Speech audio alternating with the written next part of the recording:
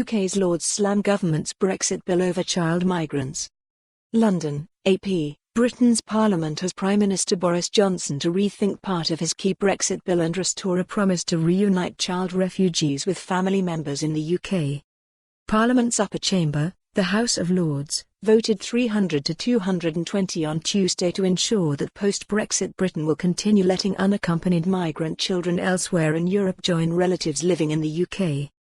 The promise was made in 2018 by former Prime Minister Theresa May but removed from the Brexit legislation after Prime Minister Boris Johnson's Conservatives won a big parliamentary majority in an election last month. Alf Dubs, a Labour Party member of the Lords who came from Nazi-occupied Europe to Britain as a child refugee, said the government was sending a very negative signal. He implored it not to use migrant children as bargaining chips in the negotiations on future relations between the European Union and the UK. If the government wants to disprove the accusation that it is mean and nasty, then surely the thing to do is to accept the amendment, Dubs said.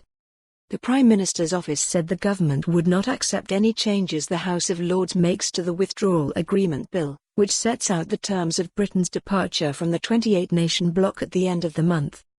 The government says it intends to continue resettling child migrants in Britain after the country leaves the EU but argues that the issue does not belong in the withdrawal bill. The vote marked the bill's fourth defeat in the House of Lords. The measure must be passed by both houses of Parliament before January 31 if the UK is to leave the EU on schedule. The Chamber's members, known as peers, voted Monday for amendments to bolster the rights of EU citizens in Britain and to protect the powers of UK courts.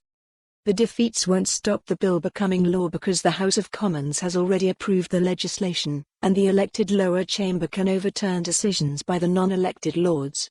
But it means the bill must return to the Commons later this week rather than automatically becoming law once it's passed by the Lords. The EU Parliament also must approve the Brexit divorce deal with Britain before January 31. A vote by the European Parliament is expected next week.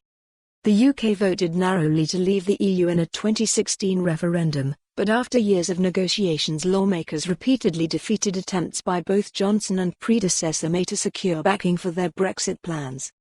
That changed when Johnson's Conservatives won the December 12 election, giving the government the ability to override the objections of opposition parties.